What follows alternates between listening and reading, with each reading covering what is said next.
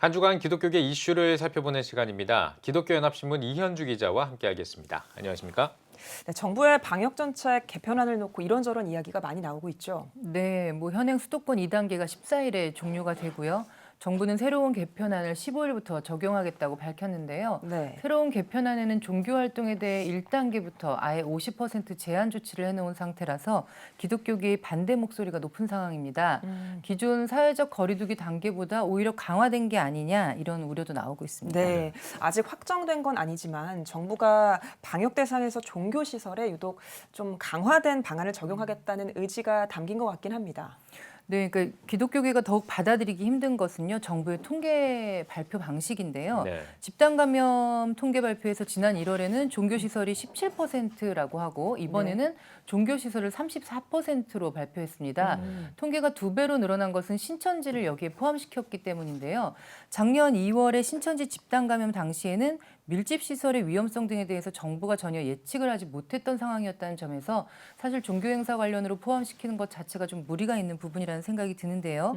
또 기독교계에서는 17% 통계도 잘못됐다고 주장을 합니다. 실제 예배를 통해 감염이 확산된 것은 8%밖에 안 되지만 정부는 17%를 발표하면서 실제 착시 효과는 40% 넘게 인식하게 만들었다 이렇게 주장을 하고 있는데요. 네. 또 심지어 최근 1, 2개월은 4.4%에 불과하다고 합니다. 이런 점에서 정부가 신천지 집단 감염을 종교시설에 분류한 것 자체가 방역을 강화하기 위한 꼼수가 아니냐 이렇게 보고 있습니다. 네, 일방적이라는 느낌이 들기도 하는데 이 기독교계와 또 방역 당국 또 지속적인 소통이 필요해 보입니다.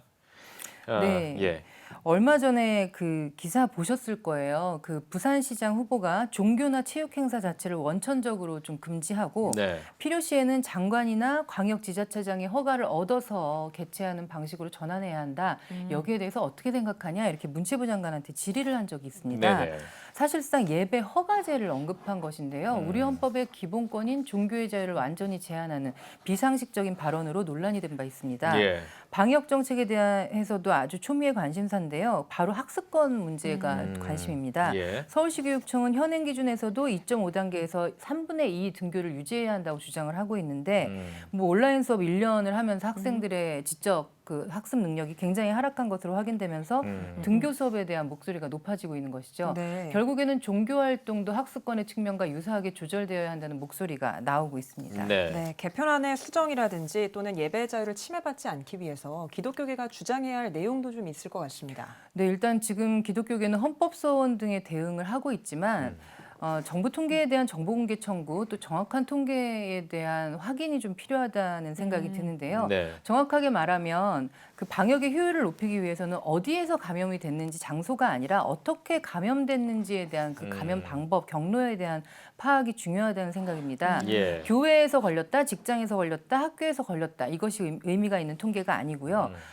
결국에는 이것은 그 감염의 책임을 미루기 위해서는 상당히 편리한 분류 방식이지만 방역을 강화하는 데는 도움이 되지 않습니다. 차라리 식사를 통해서 또 운동을 하다가 마스크를 벗고 일을 하다가 이렇게 어떻게 걸렸느냐 하는 것이 더 체계적인 대응이 가능하다는 것이죠. 그렇기 때문에 기독교계는 정부의 통제가 강압적인 규제로 악용되지 않도록 좀 전문가들하고 논의를 하고 정보 공개 청구 등 기독교계의 체계적인 대응이 필요해 보입니다. 예.